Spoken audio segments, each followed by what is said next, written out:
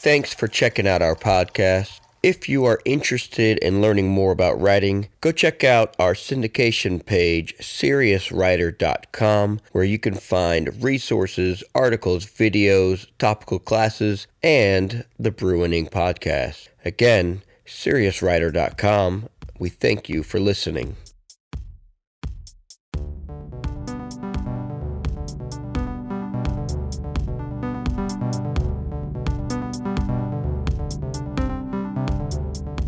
All right, and welcome everybody back to another episode of the Brew and Ink podcast.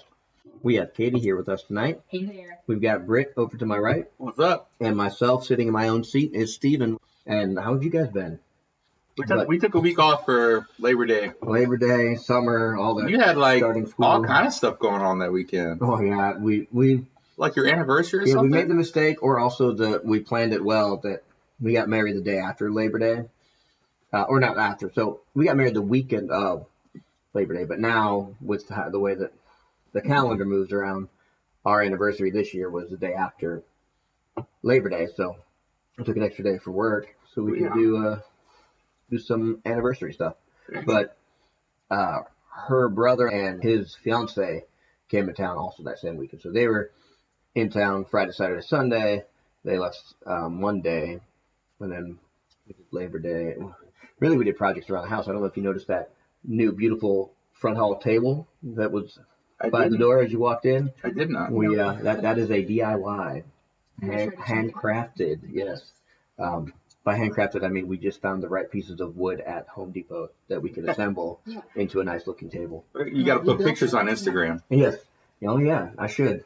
So that was kind of our anniversary present for ourselves. So the past couple of years, what I've been doing is I've been taking the theme of the traditional anniversary gift and then turning it into some sort of decoration for the house, sort of gift. Okay. So like, and you'll see it on the table there. So like one year I took Scrabble letters and spelled out, Mrs. Folletti, but then also framed our last name going down and then each of our names coming off of it. And that's in a nice little kind of shadow box, like a deep frame.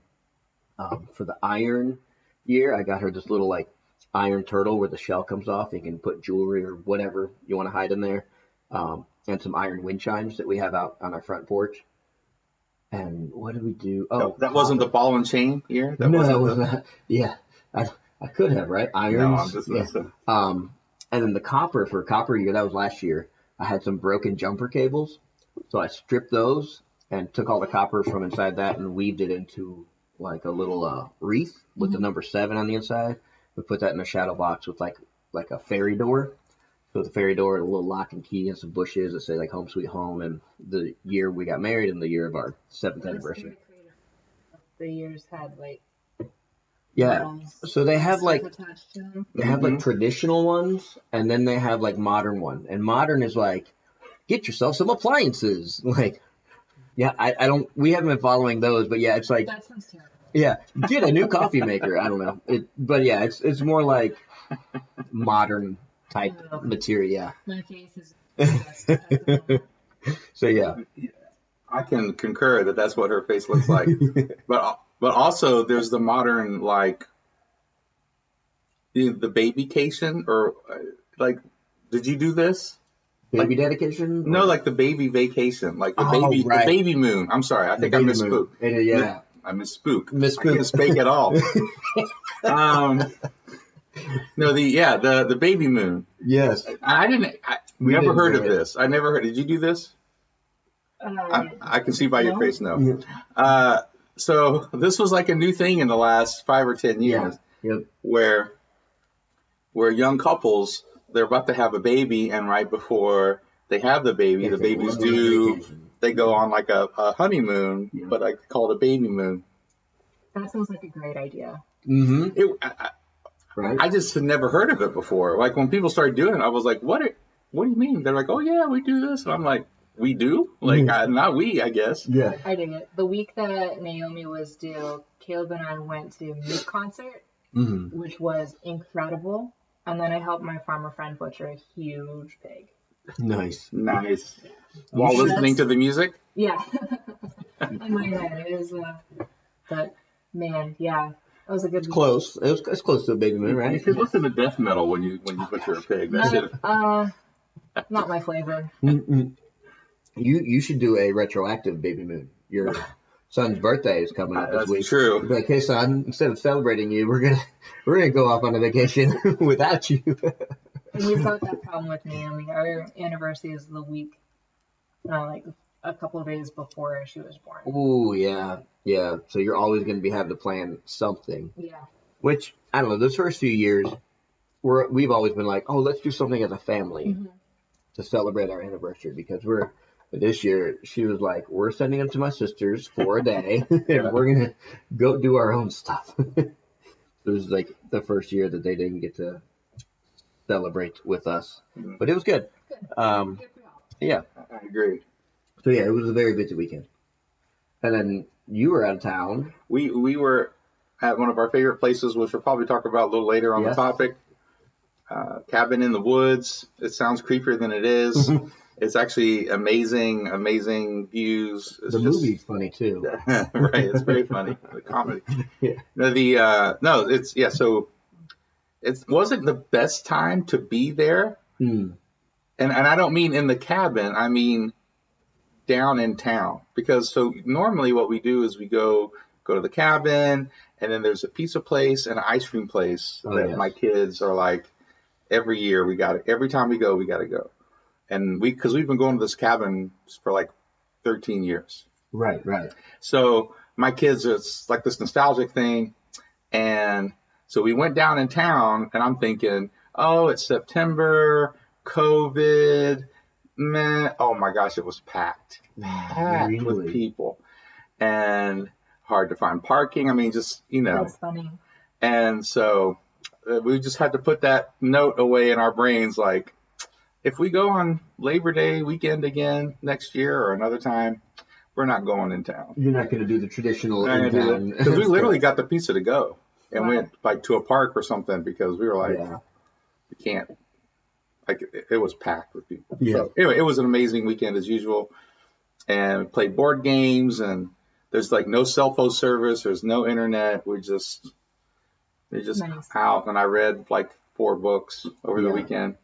So gosh, that's such a good time. It was great. Yeah. What I've done this weekend. Yeah. What did you do? First, I wrote my friend a 3,000 word story. Oh, nice. Yeah. And did you know you were going for 3,000 words? Or okay. It's really rough. It could be a little longer. And that's the important part. So that's the part that makes you feel like, okay, yes, I got it completed. I'm on a roll. I don't typically go that long. I like kind of short little essays and short stories and stuff. So this was an accomplishment for me. Caleb and I took Naomi to the zoo on Monday. Yeah. And followed that up with a 6-hour D&D game. Nice. Which was great. Is that the one that had the catastrophes going on? Oh, yeah. the botched prison break. Oh, it's botched it is tomorrow. It did not go well for us, which is characteristic, I think, of D&D prison breaks. You just get so excited and you're not thinking through the consequences of your actions, and maybe you can be patient and wait for a more opportune time. But. Yeah, well, it sounded like it was one of those, like, we're going to go break someone out of prison. Who brought the lockpicks? And everyone looked at each other like, I thought you brought lockpicks. See, that was my fault, because this was my plan.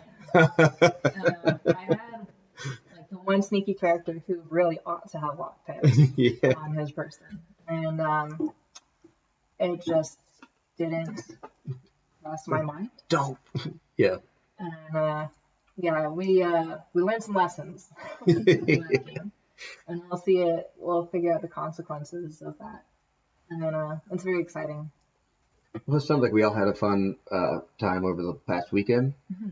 And you guys both got some writing done. You did your story for your friend. Did your friend like the story? Yeah, she loved it. Okay. What was it about, if you could say? Is it like a fiction work? Or? Yeah, it's fiction. It's for an RP that we're doing, just moving my characters along. I used one of her characters Very cool. So it's like some side story of your character and hers. Yeah. And wanted to get some things done. And then Britt, you got the next episode written. I did. Yeah. Not last weekend, but ultimately I did. Yeah. But first, before we get to the story, we got a topic to talk about.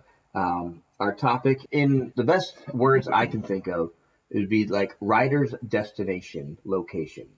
So places that you want to go as a writer to be inspired to write, or places you have been as a writer that has kind of been an inspiration to you along the writing. So yeah, that's going to be our topic tonight. Good. And I guess before we could talk about, we're finishing off our the homebrew that I made, the Hefeweizen, and then Britt has also brought a Stillfire Marzen. And I was relaying to them that I just learned what a Marzen was like last week. Basically, it's a German beer that was brewed in the month of March, was lagered through the months of summer, and then was usually brought out in the fall for Oktoberfest. Yes. And so there's a couple of different brewers around town that are busting out their Marzens, putting them on tap. Well, I don't know if people know this, but Germany canceled Oktoberfest. Did they really? I mean, this was months ago. Because it takes 6 months to put this thing together. Yeah. So they, like back in the spring, they canceled it. Wow. So this is like the first time in a long time there's been no Oktoberfest in Germany. Yeah. And that's just kind of a side story to say that, like, Stillfire and a lot of these other breweries are starting to put together some beers for their Oktoberfest events into September. Because usually, it's kind of weird, but Oktoberfest usually starts in September. People, again, I didn't know this. I learned this. But it goes through October. It goes through October. Goes through October. And then the other one I have is a New Belgium Voodoo Ranger Spicy Release Atomic Pumpkin. Pumpkin. It's a pumpkin ale. But yes, I'm a sucker for pumpkin when it comes out, especially in beer form. Yes. Yeah. So I actually like pumpkin and the beer stuff. Yes. I usually like it. Squash. Yes. It's mostly the spices that make you think of pumpkin. Yeah. So for the topic, one of the things for me that came to mind was I was on a road trip to Alaska one time, and our car decided to break down somewhere in Missouri, outside of this little town, where these people were gracious enough to rescue us and put us up in their little cabin they built by hand. Yes. I was saying, we couldn't have planned this any better. This was totally a godsend. Like, even if we wanted to stay somewhere like this. This is a setup for all kinds of different genres. This could be a horror story. Right. This could be a comedy. Yes. This could be a feel-good, down-home So for me, movie. This was like in my journey of deciding that I wanted to be a writer and author, or like realizing like that I had been wanting to do this throughout my younger years, not realizing, I have been writing all these years. And so it was around this time I was going through there, and we ended up, they took us to this little town. They're like, hey, there's this town. You guys could go do some stuff and hang out. Instead of staying here at our cabin, can you leave? Instead of staying in, the rural areas, their daughter worked in this town called Hannibal, Missouri. Yeah. And so she drove us into town where she worked so she could show us around, and there was things to do there. Well, this town is the birthplace or where Samuel Clemens grew up. Right. So his childhood home is there. The cave that is kind of like the inspiration. Tom Sawyer or whatever. Yes. And so if you're not familiar with who Samuel Clemens is, or he's also known as AKA Mark Twain. Yes, AKA Mark Twain. So when I was in the city, it was really inspirational for me in that pivotal moment of kind of my writing. I was working on stuff, because when I travel and when I do trips, things like that, I usually bring a journal along, and I had my laptop also, so I was writing throughout I was working on my fantasy story at that point, the second book of it. And so it was a really nice place. And of course, it's just a beautiful Midwest city that's, a small town, really more like a small town, but city. And is one of those places that left its impression on me. And so if you either want to go somewhere inspirational, or B, you want to go and find out more about Mark Twain, learn about the city, see some of the places that were inspirations to his writing. So that was for me kind of one of the first things that came to my head when I started thinking about like writing destinations, like where would I go or where have I been that was a big influence on me. Katie, you got it? Earlier, I tend to do kind of short stories and like creative nonfiction essays. And the place that I've been inspired by most has been this little marsh that's kind of behind the local mall. Yes. So if you walk from the Gwinnett Heritage Center, you'll cross over this bridge, and then once you cross over there, there'll be like apartments and whatnot over here. But on the left, there's like a sitting area right above kind of this rapids. You'll end up at this marsh. Yes, I remember. I was at those rapids. I was like, man, I would love to come here just to write. Yeah. And you just reminded me that I had that the last time I was walking past there. Like marshy areas and riparian systems are just my favorite environments. Yes. And so that's featured a lot in my writing. And it's a beautiful place. It's a changing place. It's a polluted place for all the nature that's there. And it's this nice hideaway, I guess. And you'll get a different feeling depending on what season you're there too. Absolutely. Early summer is probably my favorite, but followed up by autumn, which we're approaching. Yes. When the plants die back, but we get Canada geese in the marsh. And before, like maybe 8 years ago, I'd only seen Canada geese at the park, but seeing them in this wild place for the first time was just magical. They blend in. They at the park they just nuisances. It's clear they don't belong there. But here in the marsh, it's just this is natural. It's good. And then for more of the fictional stuff, I've been really inspired by my time in India. I lived in Karnataka, India, for about 6 months and did some traveling up throughout the country and into Nepal. And that's been really inspiring for like the people and culture and food and being able to pull that into this fictional world and developing. Yeah, man, it's beautiful. I'm dying to get back. Yeah, I remember the sceneries in India when I was there. Same region too. I think it's noteworthy to be able to have those kind of experiences, especially as a writer, to be able to pull from a culture or a scenery that isn't just your own, what you're used to, kind of DNA. Like, I think it's very important as writers. If you're an inspiring writer, like you got to get out somehow, some way into different areas that aren't just your house, your neighbors, what you've grown up with, what you're surrounded by. But there are areas around you that can also do the same. Yeah, you can learn about different cultures and create different stuff without leaving your own country or even state. Yeah. But there's just something different about being there and feeling that earth between under your feet and tasting those spices and feeling the way that this wind blows. Yeah. I'm always reminded of Bilbo Baggins when he's talking to Gandalf. Whenever I think of like my time in Alaska or my time even in like Colorado, those areas, or over in even in India with their mountains, but he's like, mountains, Gandalf. I want to see mountains. Like he has that urge to just go out and be somewhere that's wild and adventurous. Yeah. And I feel like every writer kind of has that somewhere deep down. Like they got to be out and go somewhere that they can be inspired. And I feel like when you're saying, oh, I'm just dying to get back out there, I'm like, yep, that's that feeling. Well, how about you, Britt? I know you're a world traveler as well. So yeah, I mean, from anywhere. For me, the only place I can say that I've been that I was inspired to write while I was there, would be Savannah. Oh, Savannah, Georgia. Savannah, Georgia, because I've always loved Savannah. I've written songs on the beach. I've written poems. I've written short stories. I've written ideas, jotted down ideas for things. Like for some reason, Savannah inspires me to write. Yeah. to a great degree. And a part of it is my Irish heritage. Part of it is connecting with the Irish folk music at the Irish pub on River Street or whatever that is down there.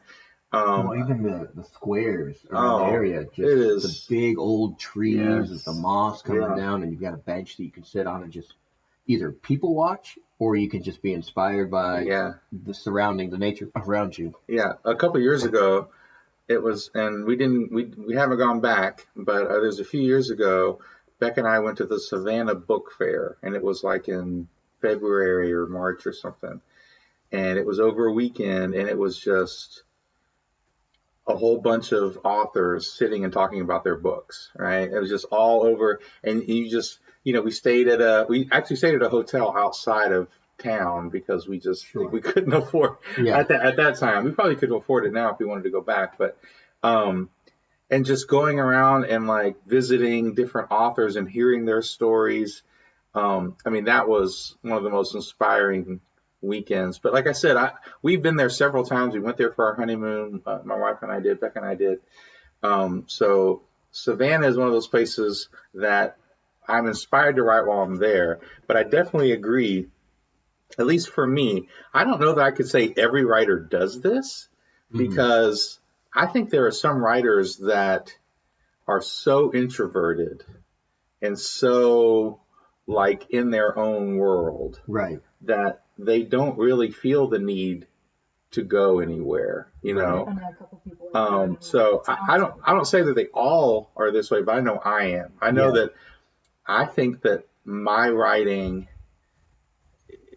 became a lot better after I saw the Great Wall of China and spent the night in Florence and walked through Venice and walked up and down Munich, and I'm a big historian, and we walked the Great Wall of China, and just experiencing places with people. To me, like for me, most of the time, that's what I'm saying. Savannah is the only place I can say I'm actually inspired to write while I'm there. Most of the time, I just want to experience the place. I just want to experience who I'm with, experience the place, and then that becomes imaginative fodder, or whatever you want to say, for later works. Pull into or pull from. Yeah. But as far as a wish, if I could put a wish, one of my bucket lists is I want to go to the pub where C.S. Lewis and Tolkien used to hang out. I've heard the food is horrible and the beer isn't much better, but I would love to go and just sit in that booth. That is a bucket list for me. Where the Inklings met. Yes, I would. That's a bucket list thing. I would like to do that with you. Let's do it. Let's go. Yeah. All three of us. Yeah. We'll do a Brew and Ink episode from that. I totally agree with you. So when I did a study abroad in Italy, I was already in the habit of keeping a journal whenever I did something big like that, like a trip or something that was sort of life-changing, monumental. So I was keeping a journal after, I'd go to places like Florence or to see the Statue of David, and I was there for an art history class. Sure, yeah. And so I'd go back and then I'd try and journal about it, but in almost a very storytelling kind of way. Yeah. Not just like, dear diary, today we went to, but like actually, Do you actually write in an English accent? Do you actually do that? I might have, because I was also reading Return of the King at the same time. So I was finishing up Return of the King, which anytime I read Tolkien, I've said this many times before, but anytime I read Tolkien, I'm inspired to write my own stuff, even if it's not fantasy. Yeah. I thought you were going to say you're inspired to talk in a British accent all the time. I'm also inspired to talk in a British accent. But you go along with kind of what you're saying with that. Like I've experienced that by just seeing the Italian countryside in those places. Oh, man. Now I can pull from that kind of building structure, that kind of beauty, but also like what Katie was saying. I spent like about a month on the Appalachian Trail, and again I kept a journal there as well. But I just know that my time in those backwoods, and like I've even done backwoods camping up in like Yellowstone, but being in nature, like what Katie was saying, I think whenever I find a place that almost reminds me of those places here locally, I'm like, oh, I just want to spend time here Yeah. with pen and paper or computer or whatever and just do some writing. So yeah, for me, nature, places like that definitely bring that sort of inspiration, that sort of tug out of me. Yeah. But I've got one more place that is kind of out of the box, not a place that everyone really has access to, but could have access to something like this. But for me, my biggest inspiration of when I was like, this is what I'm going to do. I know, like, I got this download of this story and kind of sought out more people that were in the same vein of being writers and creatives and stuff like that. But it's a place called a prayer room here that we have basically 24/7 praise and worship. I spent some time there as an intern, and it was during those weeks there, just in this place of live music and meditation and inspired prayer. That was, real big in my journey of becoming a writer and author. And so it doesn't have to be that specific location, but I would say any place where you can go, where you can just be quiet and still and just meditate, that meditative state, it's as easy as that. Like, you don't have to necessarily, I know it's not a destination location, but it can be for some people, like having just that quiet, still spot where you can sit there for an hour, just quietly meditating. I think that also can be big for people that want to be creative and want to be writers. Yeah, so, absolutely. Out of the box, but. Yeah, no, I think you're right. I think that for different people, it's different stuff. For me, it's more architecture and history for some reason. Yeah. I mean, those places, again, maybe not in the moment, but they definitely inspire me to write. Yeah. In the sense of I've got those visuals in my head. Man, driving out to New Mexico from Georgia, driving out across some of that geography and that landscape from West Texas through New Mexico was mind-bogglingly beautiful. Yeah. And even though it wasn't architecture necessarily, but still being to those places, being to China, going to these places where you have all those different sort of experiences and images, especially in fantasy, right? Where you have all these different sort of influences you can use and pull in to create these worlds. For me, that's what inspires me, and history too. Every time I hear a cool story from history, because truth is stranger than fiction, right? There's a rule about fiction. Fiction has to be believable. Nonfiction has to be unbelievable. Right. Like, that's the rule for fiction. That's a rule for writing. Yeah. That if it's fiction and if it's unbelievable, people won't enjoy it. Right. But you have to actually make fiction believable. But nonfiction only works if it's unbelievable. Like, that really happened? No, that really did happen. And so when you hear those history stories, it happened over the weekend. I've been in that town, like I said, for 13 years, and I passed a sign, and I'd never gone that way from that, wherever that was, and walked, and there was a little sign about this Indian chief who resisted and hid in the woods when they sent all the Cherokee on the Trail of Tears, and he resisted, and he hid and fought back, and I'm like, I want to know this. Like, that sounds like an amazing story. Right. And so stuff like that really inspires me as a writer, Yeah. And for me, the easiest place I found for inspiration for this Western has been the local bar. You just go down to the saloon and have a few rounds. And that's right. They don't throw the mugs down the bar like they do in the old movies. They don't. No. They do that with all the suds swishing around. And I haven't seen any bar fights either. But if you are lacking for good inspirational places to go, there's always your local dive. Your local dive. Go there, people watch, and that's another place for some great stories. Yes. Maybe fish stories, but they're there. Now, to dive in, we've got a story. We do. And Britt, you had quite the predicament left to you. You had to dive into a stampede I did. And then you also had to make it inclusive of the antagonist, right? Yes. You have to put it fully because that's what I did. I hope that's what the antagonist was what was voted on. And I think you did a pretty good job. So, oh, thank you. I appreciate that. Do you have anything you want to say to preface? No, there's a couple things I wanted to do, but this is it's not a knock on anything or anybody, but one of the negatives about writing the way we do is you can't set yourself up. You can't set yourself for what up, you want to write. Right? So like there was a couple things that I would have done, but it would have looked like something coming out of the blue. Like it would have been like, and there's a mountain in the middle of here. You'd be like, well, that's convenient. So we just kind of had to work with it. That was the only thing. I thought that was not a struggle, but that was the only thing that I thought was a little difficult about it. But, I think Katie set it up well. And I think I do action sequences fairly well at times. So I was like, well, how am I going to make this an awesome action sequence and just go for it? And this is chapter 6? Chapter 6. And it's titled Stampede.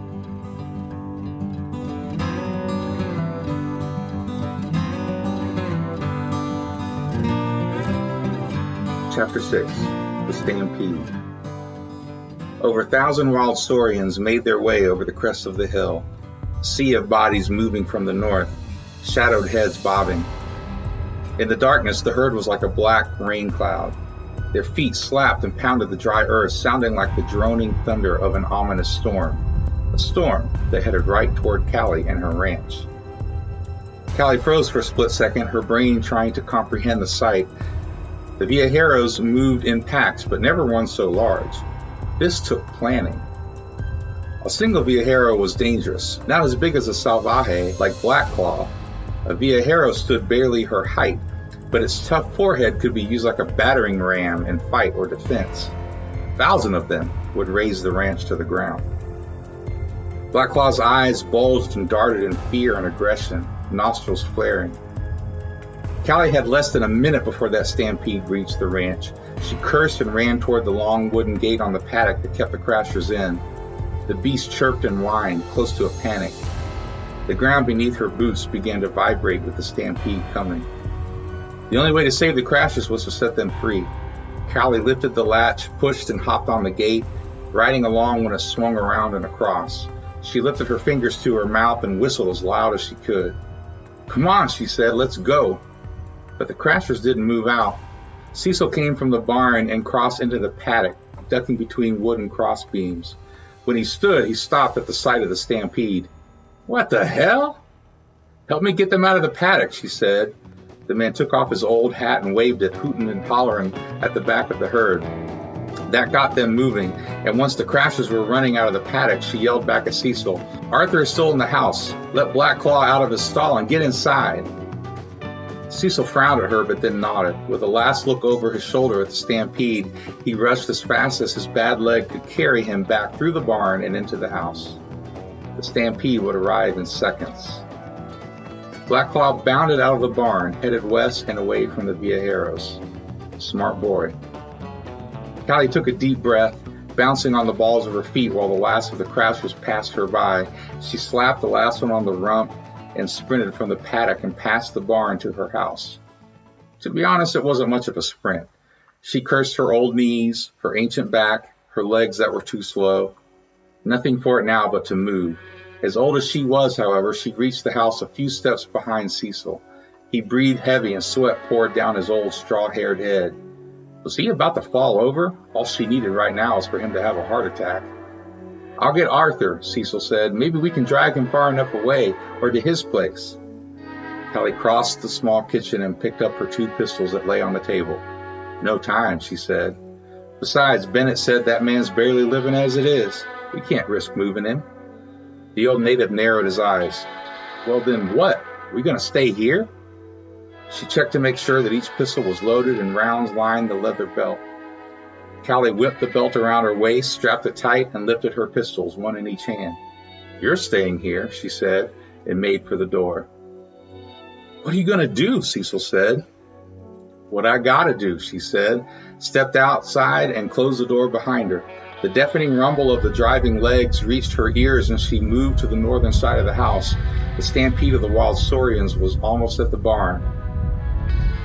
The barn and paddock now sat between her and the herd. She would have rather stayed inside and ridden it out, but the house was made of simple wood older than her grandmother, not made to do more than keep the rain from their heads and some privacy. The structure barely stood on its own. It wouldn't survive the stampede. No, she would have to motivate the frenzied saurians to steer clear of the house to protect Cecil and Arthur. Callie crouched with her feet shoulder-length apart.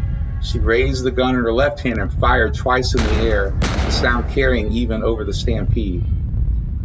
A few of the viajeros reacted and shied away from the noise, turning more east, but only a few. The majority of them continued forward.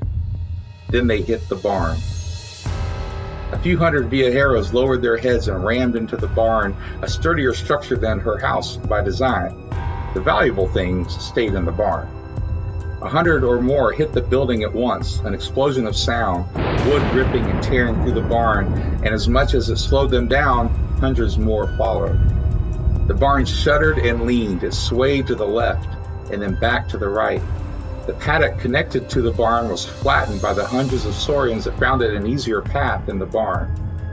The barn shifted once more, and then the roof fell straight down on top of dozens of saurians. Screams from dying viajeros pierced the night. While most of the stampede made its way to the east of the barn, a few came through and others avoided it to the west. All headed straight at Callie and the house. Callie scowled and fired twice more into the air, trying to scare them off. One or two bolted away from her, but dozens more kept moving forward, straight at her. "Damn," she said. Callie took aim with both hands and started firing into the crowd of saurians. She shot with her right first, then alternated left, then back to right, and left again, each shot finding its mark and dropping a charging saurian at the front. After 2 shots, the pistol in her left was empty, and she angled her body to better aim and fire with her right. When a saurian dropped, 1 or 2 would trip or dart in a different direction, but it didn't take a school teacher to see that the numbers didn't work. More came forward, more than she had rounds left in chambers. Callie dropped the pistol in her left hand and picked a couple rounds from the belt. She fired the last bullet from her right and flung the cylinder open, shoving as many rounds as she could while 24 viajeros bore down on her. 15 feet away, now 10. She wasn't going to be fast enough. Someone fired from her right, behind her. She ducked on instinct and glanced over her shoulder to see Cecil with the Winchester rifle against his shoulder and firing at the saurians, the weapon loud and dropping viajeros one after another.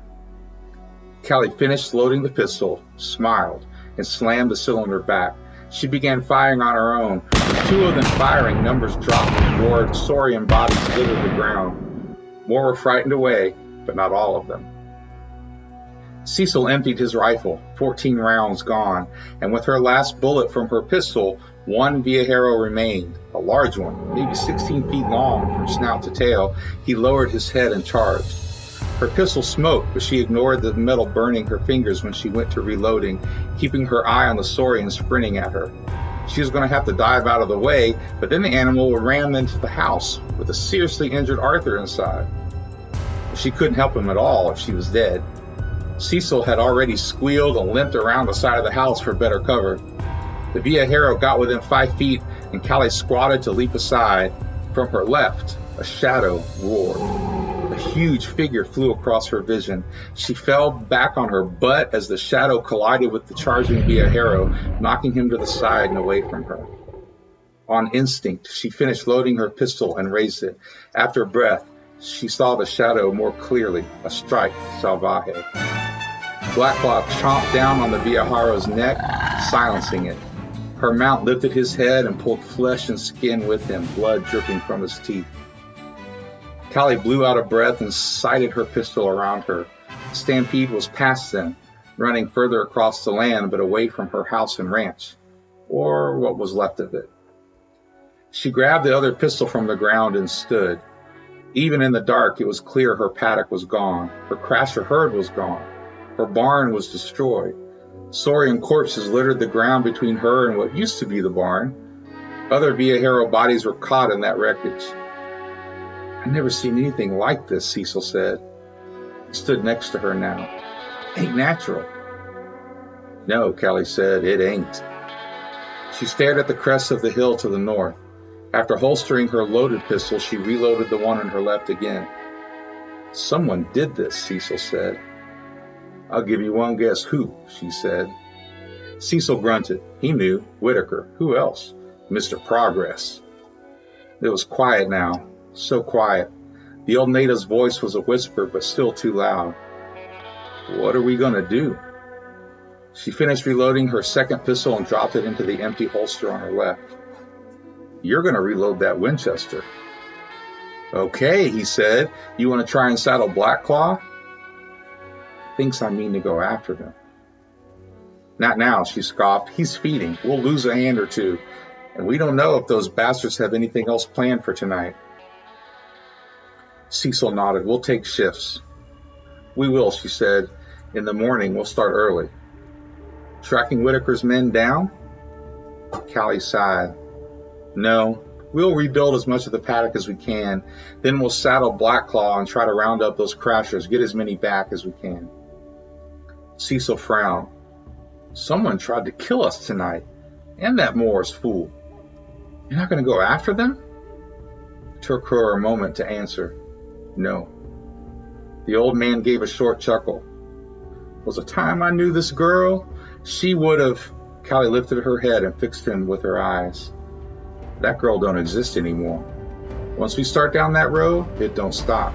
The blood don't stop. You remember? I remember, Callie, he said. His voice was soft and tender. Good, she said. I came out here to get away and leave that behind, build something.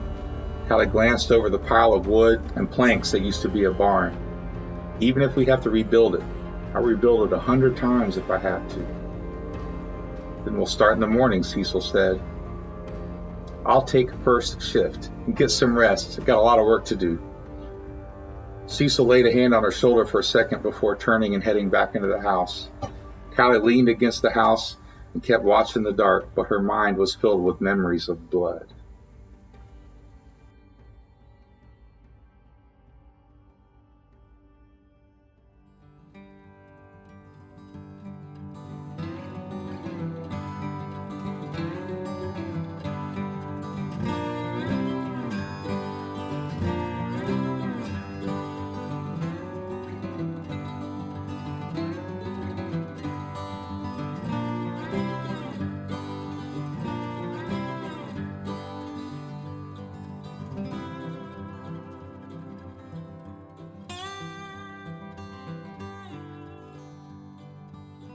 Right. Nicely done. Very nice. That was the classic, iconic Stampede of dinosaurs scene. Yeah. You get the Stampede scene from Westerns a lot, but you also get the Stampede of dinosaurs and, the Jurassic Park. Forgot about the Stampede in Jurassic Park. I should have watched Jurassic Park. Go right, yeah. I've been wanting to watch them on Netflix. They're on Netflix. They are, yeah. I haven't gotten into the second or third one, but we definitely watched the first one, as we discussed in our last episode. We did. Traumatized my children.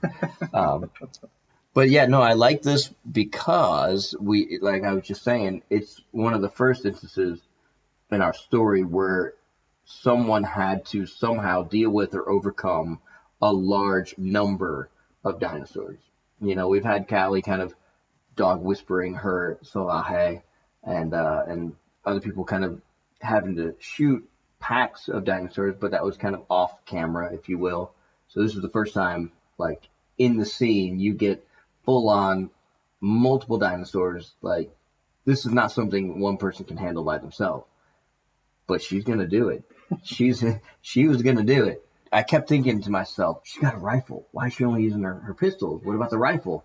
And then you brought it in with Cecil coming in and shooting. And have you ever shot a rifle that had that many rounds in it? Had one. It was a 22, and it had a lot of rounds in it.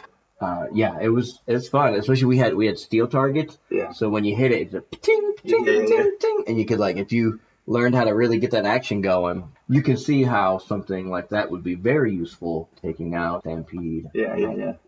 And the very last one, the last Viajero that was coming in, was pretty big.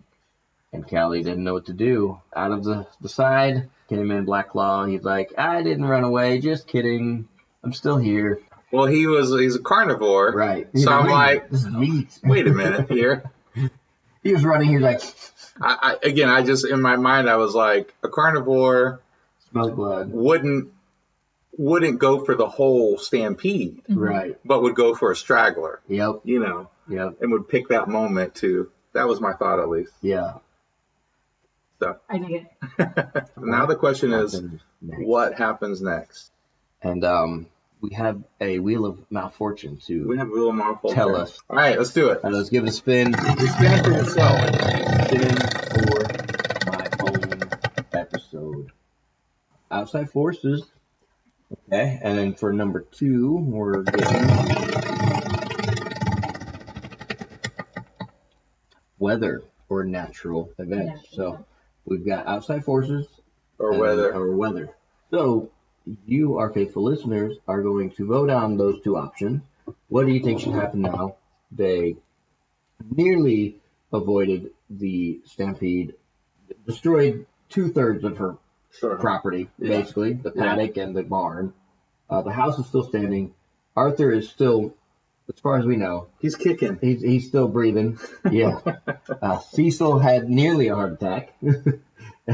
And they are about to pull an all-nighter to make sure nothing else happens. Yeah. And then, of course, those probably won't be the things that happen in the next episode. That's what the heroine, that's what our main character wants to happen. That's right.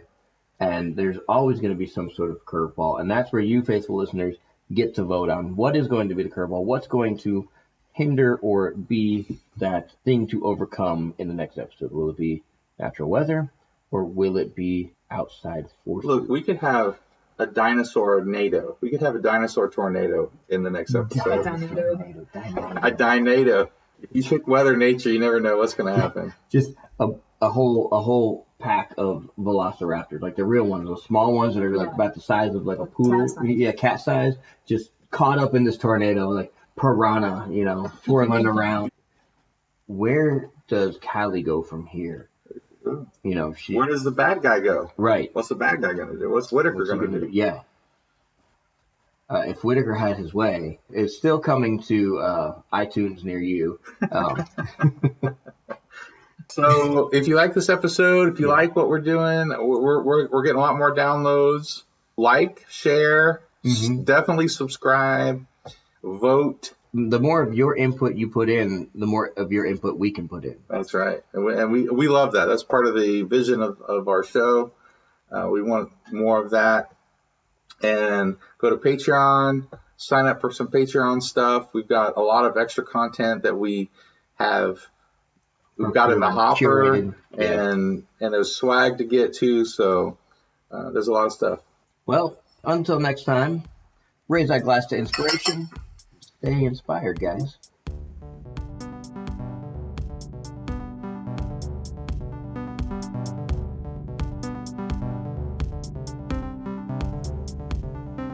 If Whitaker had his way. I really like the part where the bard got ran over, but you took that out. Did you see? No, I didn't have a chance to read this. So instead of saying the barn, they ran into the barn and ran over the barn. Yeah, they hit the bard is what he had written there. Bard, yeah, that was pretty funny. It's like that poor bard.